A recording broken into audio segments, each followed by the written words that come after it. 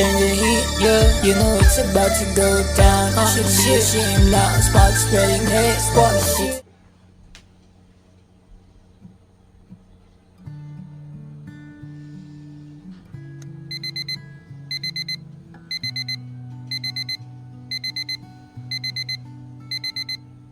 Tamang voiceover na lang muna tayo. Dahil sa paraan nito, mas may papahayag ko sa inyo yung konteksto ng panibagong storya na sinusulat ko. Isang magandang umaga sa inyo, katropa. Welcome sa Phase 1 ng Chapter 1. Dito nyo malalaman yung tinatawag kong endless cycle of process. At ang pinakauna sa proseso na yun ay gumising at maganda sa isang panibagong araw. Hindi kasi natin alam kung ano ang dalang pagsubok ng bawat araw. Kaya ang pinakamagandang gawin natin ay ihanda yung sarili natin sa mga bagay na pwede nating harapin sa araw-araw.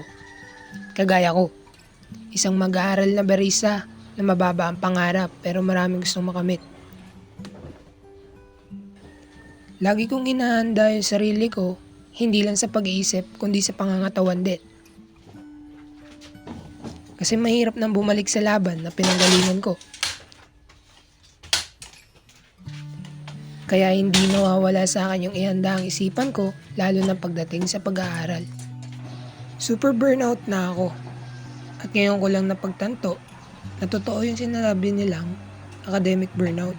Pero kahit ganun pa man, hindi ko pa din pinabayaan pag-aaral ko. Tinutukan ko pa din. At ginagawa ko pa din yung best ko. Makakuha lang ng mataas na grado. It's been a long journey simula nung tinahan ko yung path ng self-redemption. Pero proud ako sabihin na unti-unti ko naman na ibabalik yung pagiging active learner ko. Hindi naman kagaya dati, pero at least nakakasabay na ako sa matatalas ang isipan. Sabi ko nga, kahit wala na sa dean list o sa president list, basta makapasa lang ako. Basta maiusad ko lang yung sarili ko sa pag-aaral, ayos na ako dun. After ng 6 hours ng klase, yung oras at isipan ko nakatuon naman sa night market. Bilang isang barista, pero suot ko pa din yung ngiti sa akin labi dahil tanda ko lang yung sinabi ng kaibigan at mentor ko na ngumiti ka dahil isa yan sa babalikan ng mga tao sa'yo. Pero alam nyo bang may oras na nakaupo lang talaga ako kasi sobrang dalang ng customer. Pero para sa inyo siguro nakakatamad yun, di ba? Pero para sa akin, tiyaga-tiyaga lang. Magiging goods din naman ang takbo ng business na to dahil nag-uumpisa pa lang naman ako. Dahil kung ititigil ko at tatamadin lang ako, baliwala lahat ng pagod at oras na ginugol ko, di ba? At hindi ko rin maabot yung mga gusto kong makamtan sa buhay ko. After 6 hours again sa night market, uuwi naman ako. Tamang sabit lang sa service, tapos baba sa kanto. Lakad pa uwi, lakad sa dilim, at lakad sa pagsubok na hindi makagat ng aso. Nakakapagod man yung paulit-ulit na proseso, pero alam kong lahat ng pagod at hirap na nararanasan ko ngayon ay balang araw may kapalit na kaginawaan sa buhay ko. Kaya paulit-ulit kong sinasabi na tiwala lang.